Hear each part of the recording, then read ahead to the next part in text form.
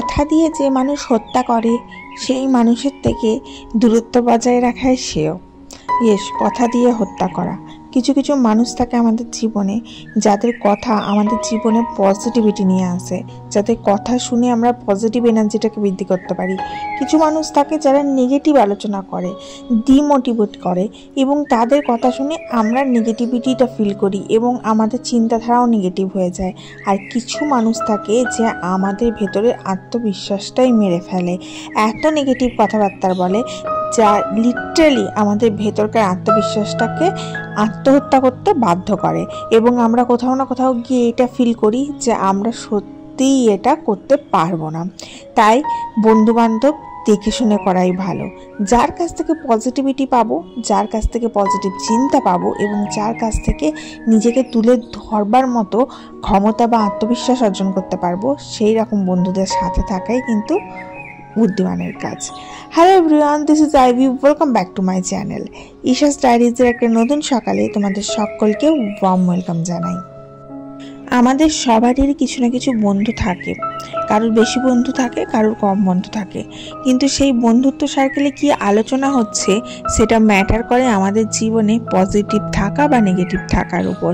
কিছু কিছু বন্ধু বান্ধব থাকে যারা সবসময় পজিটিভ আলোচনা করে, জানিস তো ও এটা করেছে, জানিস তো ওর এটা ভালো হয়েছে, ওর ছেলে এটা পড়াশুনো করেছে, ওর ছেলে বিদেশে গিয়ে পড়াশুনো করেছে, ও এটা করেছে, ও জীবনে এইভাবে ভালো আছে, এই কাজটা করে ও ভালো আছে, এই জিনিসটা খেয়ে ও সুস্থ আছে, এরকম পজিটিভ আলোচনা করে। কিছু কিছু বন্ধু থাকে যারা শুধু নেগেটিভ আলোচনা করে, যারা মাথার মধ্যে নেগেটিভিটিটাকে দিয়ে দেয়, জানিস তো তোর এটা হয়নি কারণ তুই এই রকম করিস বলে, তোর এটা হয়নি কারণ তুই নিজেই নেগেটিভ চিন্তা করিস, তোর চিন্তাধারাটা ভালো নয়, তুই এটা করতে পারিস নি কারণ তুই এটা খাস, তুই এটা করিস নি কারণ তুই এটা শুনিস, এরকম নেগেটিভ চিন্তাভাবনা মাথায় ঢুকিয়ে দেয়, যার ফলে নেগেটিভ চিন্তাভাবনাটা ঢুকে যায় মাথার মধ্যে এবং আমরা সবসময় সমস্ত কিছু নেগেটিভ ভাবতে থাকি এবং নেগেটিভ করতে থাকি। আর কিছু কিছু মানুষ থাকে তো আত্মবিশ্বাসটাকেই ভেঙে দেয় কিছু বন্ধু বান্ধব।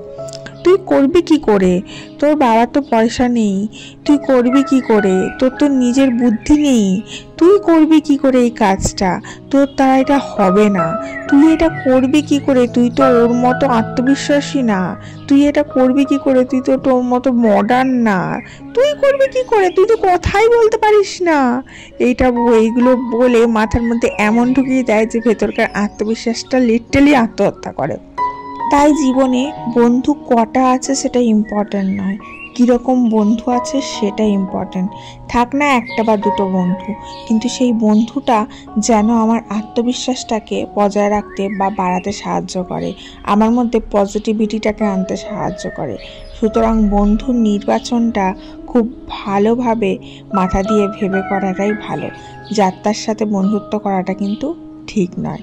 আর সেটাই উচিত আমাদের বাচ্চাদেরও শেখানো, যে যাদের সাথে বন্ধুত্ব করব যেটা নিঃস্বার্থভাবে যে আমাদের পাশে দাঁড়াবে, আমাদের বিপদে পাশে দাঁড়াবে, আমাদের মধ্যে সবসময় পজিটিভ ভাইবসটা বজায় রাখবে, যার কথা শুনে আমি নিজে আত্মবিশ্বাসী হব এবং নিজের শক্তি পাবো ভালো কিছু করার। যাই হোক, আমার যেটা মনে হয় সেটা তোমাদের সাথে শেয়ার করলাম। এগুলো কারোর চিন্তাধারা নয়, জাস্ট আমার নিজের জীবন থেকে যতটুকু শেখা বা আমার যেটুকু মনে হয় যে এটা করলে ঠিক হবে সেটা তোমাদের সাথে শেয়ার করার চেষ্টা করি। আশা করি কারোর না কারোর তো শুনে উপকার হবে। যাই হোক, আজকে সকাল থেকে আমি কি করছি বলো তো, ফ্রিজটাকে একটু ক্লিন আপ করছে। তার কারণ হচ্ছে অনেকগুলো সবজি এসে জমা হয়েছে, এই ফ্রিজটাকে একবার করে ক্লিন আপ না করলে আমার হয় না। আমি এটা রেগুলার মেনটেনের মধ্যে রেখে দিয়েছি। একটা স্বাস্থ্য বলে তো কথা আছে, আমাদের শরীরটাকে ভালো রাখতে গেলে এই যে আমরা প্রত্যেকটা জিনিস যেমন ক্লিন করি তেমন আমাদের মনটাও কিন্তু ক্লিন করা খুব দরকার, জানো তো।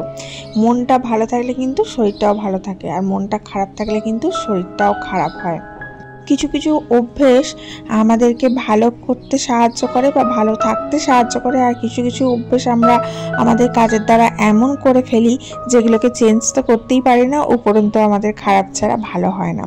যেমন ধরো, আমরা যখন পড়াশুনো করি তখন রাত জেগে জেগে পড়াশুনো করি, তখন ভাবি না যে ঘুমাবো, ঘুমটাও উঠে যায়, পরীক্ষা, পড়া, সিলেবাস শেষ করতে হবে, এবং সেটা করতে করতে একটা সময় এমন হয়ে যায় যে ঘুমটাও চিরতরে হারিয়ে যায়। বা হলো এমন যে আমি কাজ করছি, কাজের চাপে টাইম মতো খেতে সময় পেলাম না, বা খাওয়াটাকে আমরা অনেকেই আছি ইম্পর্টেন্স দিই না যে এই টাইমের মধ্যে ব্রেকফাস্টটা করব, এই টাইমের মধ্যে লাঞ্চটা করব। হয়তো কাজের প্রচুর চাপ রয়েছে, কাজটাকে আমরা তুলতে পারছি না, অফিসের ওয়ার্কলোড, ঘরের কাজ, এবং সময় মতো সেই কাজটাকে শেষ করতে গিয়ে আমরা কোথাও না কোথাও গিয়ে নিজেদের লাঞ্চটাকে স্কিপ করে দিই, বা ব্রেকফাস্টটাকে স্কিপ করে দিই, বা টাইম ম্যানেজমেন্টটা ঠিক মতো করি না, এবং ওটাকে ইম্পর্টেন্স ভ্যালুই দিই না খাওয়াটাকে। অনেকেই আছে, আমার ফ্যামিলিতেই দেখেছি এরকম লোক। তো সেটা গিয়ে ভবিষ্যতে কি হয়, তোমার পেটে আলসার হলো, বা তোমার লিভারটা বড় হয়ে গেল, বা কি তোমার গল ব্লাডার স্টোন হয়ে গেল, এরকম কিছু না কিছু শারীরিক অসুস্থতা দেখা দিল। তার জন্যে কাজ যখন যেটা হবে হবে, পড়াশুনো হচ্ছে হবে, সব ঠিক আছে, কিন্তু স্বাস্থ্যর দিকে খেয়াল রাখাটা খুব দরকার। অ্যাজ ওয়েল অ্যাজ আমরা ঘরে যারা কাজ করছি বা ঘর যারা দেখাশোনা করছি, সেটা মা হতে পারে, বোন হতে পারে, বউ হতে পারে, তো অবশ্যই উচিত যে স্বাস্থ্যর দিকটা ঠিকঠাক মেনটেন রাখা।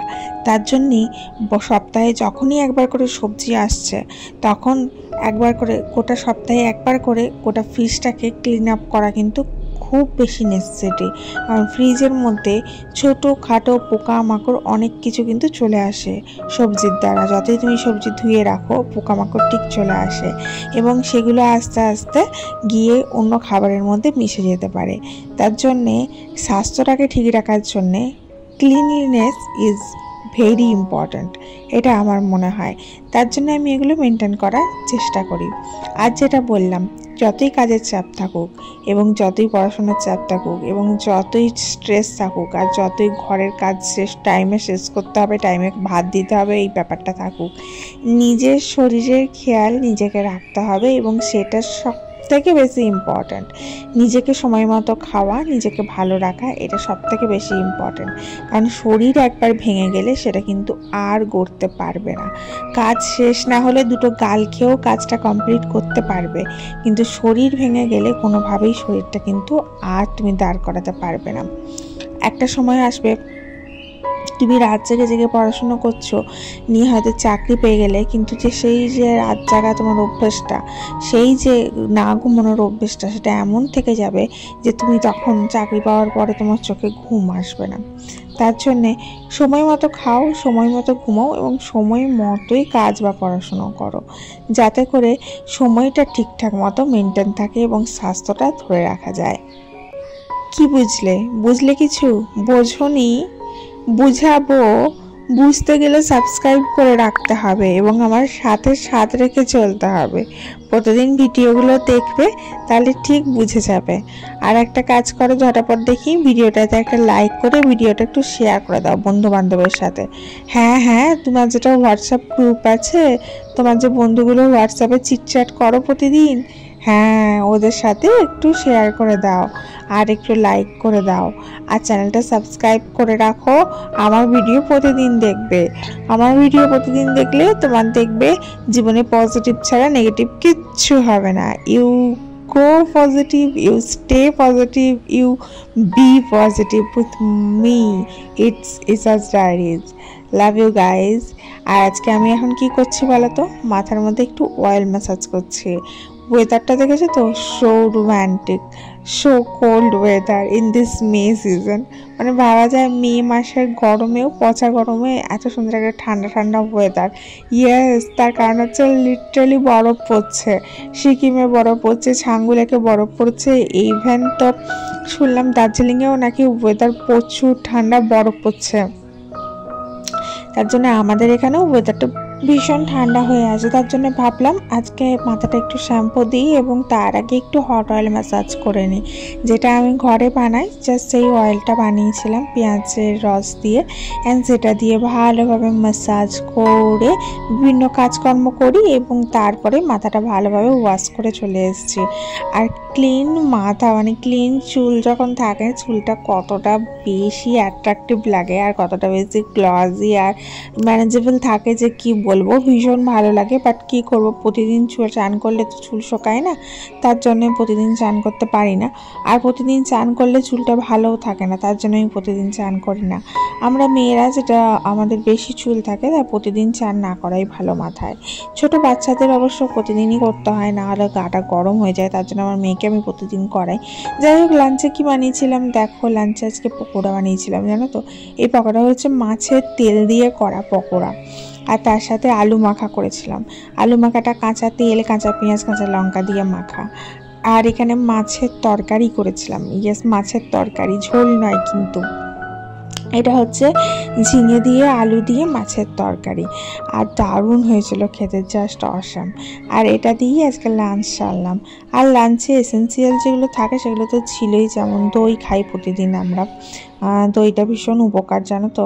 তোমরাও চেষ্টা করো খেতে, ওই গরমকালে শরীরটাকে ঠান্ডা রাখার জন্যে, এবং অ্যাজ ওয়েল অ্যাজ তোমার স্কিন, চুল সমস্ত কিছু ভালো রাখার জন্য ভীষণ হেল্পফুল। এই দেখো মাছের বড়াগুলো, তেল দিয়ে করা বড়া, ভীষণ টেস্টি হয়েছিল খেতে।